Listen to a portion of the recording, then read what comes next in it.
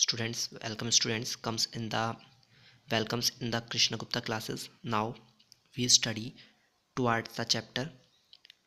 हमने यहाँ तक पढ़ लिया था चैप्टर जिसमें ये बताया गया था कि उस फौज में से कहाँ कहाँ से आवाज़ आई थी। ये चीज़ हमने पढ़ ली थी। हमने ये बताया था कि उनकी जो छत थी उसके ऊपर से जो ब्रिक टाइल रूफ थी उस वहाँ पर से जब पानी गिरता था तो हवा चलती थी तेज़, तो उसमें से बहुत ज़्यादा तेज़ी से आवाज़ आती थी। अब वो आगे बता रहे हैं, it was probably on account of all this noise that the blacksmith did not notice a man had opened the gate and entered the forge।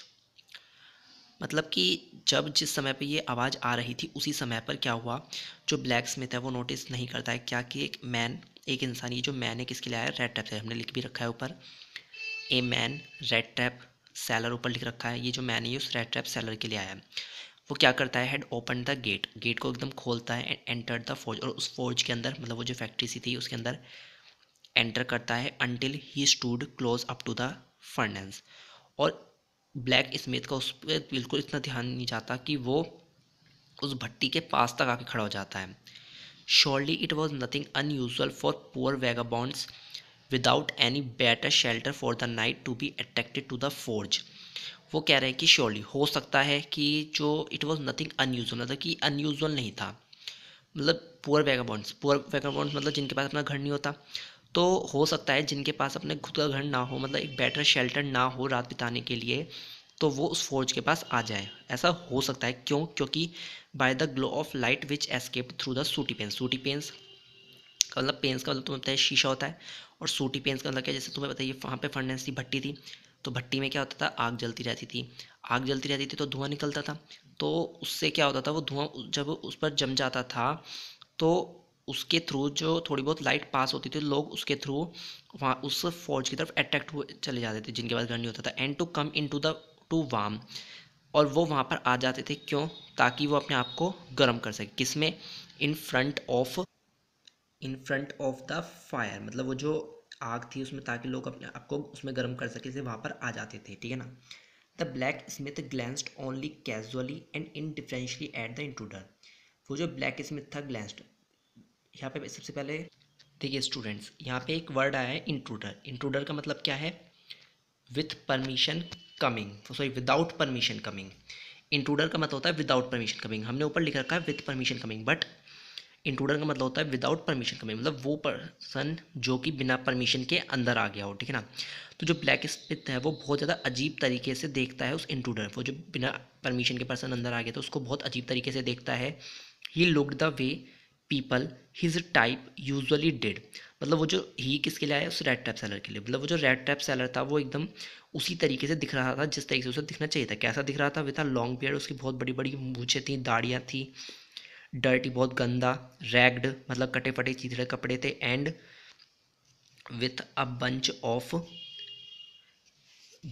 Of red traps dangling on his chest, और उसकी chest पर बहुत सारे red traps पड़े हुए थे। क्या पड़े हुए थे, बहुत सारे रेड ट्रैप्स, ठीक है ना। आगे वो कह रहा है कि he asked permission to stay. He उसके लिए क्या है, रेड ट्रैप सेलर के लिए वो कह रहे हैं कि ही आस्क्ड मतलब वह पूछता है वहाँ पर रुकने के लिए, परमिशन मांगता है। And the master blacksmith nodded a haughty consent without honouring him with a single word. और जो मास्टर ब्लैक स्मिथ था वो उसको परमिशन भी दे देता है वहाँ रुकने की, बिना कुछ वर्ड बोले, मतलब वो कुछ कहता नहीं है, केवल सर हिलाते हुए दे देता है उसको परमिशन, ठीक है ना। अब हम नेक्स्ट पैराग्राफ पे आते हैं, द ट्रैम्प। ये जो ट्रैम्प है किसके लिए, उस रेड ट्रैप सेलर के लिए, ठीक है ना। डिड नॉट से एनी थिंग आइदर, मतलब वो इस परमिशन मांगने के अलावा कुछ और नहीं कहता। He had not come to there to talk, वह वहाँ पर किसी से बात करने नहीं आया था, but only to warm himself, अपने आप को गर्मी ले देने, एंड स्लीप और सोने, ठीक है, आया था। In those days the Ramsjo iron mill was owned by a very prominent iron master. उन दिनों जो रामसजो आयरन मिल्स थी उसे ओन्ड किया जा रहा था, मतलब कंट्रोल किया जा रहा था किसके द्वारा, एक बहुत ही ज़्यादा प्रोमिनेंट आयरन मास्टर, मतलब जो कहते हैं कि प्रोमिनेंट आयरन मास्टर, प्रोमिनेंट का यहाँ पे मतलब है कि दयालु, हुस। हाँ, तो मतलब प्रोमिनेंट आयरन मास्टर का मतलब जो बहुत ज़्यादा मन लगा के काम करे, ऐसा आयरन मास्टर के द्वारा कंट्रोल किया जा रहा था। Whose greatest ambition was to ship out good iron to the market, जिसका एम क्या था, मार्केट में अच्छी क्वालिटी का आयरन पहुंचाना। He watched both night and day to see that the work was done as well as possible. इसलिए वो जो आयरन मास्टर था वो दिन और रात दोनों में वहाँ चक्कर लगाने आता था, ये देखने के लिए काम सही तरीके से हो रहा है या फिर नहीं। And at this very moment, और इस मोमेंट पर he came in to the forge on one of his rounds of inspection, और उसी मोमेंट पर वह रात में उस फोर्ज में चक्कर लगाने के लिए आता है, देखने के लिए काम सही तरीके से हो रहा है या फिर नहीं। आगे वो कह रहे हैं कि naturally the first thing was that, सबसे पहली चीज़ क्या होती है कि ही सो वॉज द टोल रैगमुफिन, ये जो रैगमुफिन है उसी पर्सन के लिए आया है, वो जो रेड टैप सेलर था उसी के लिए।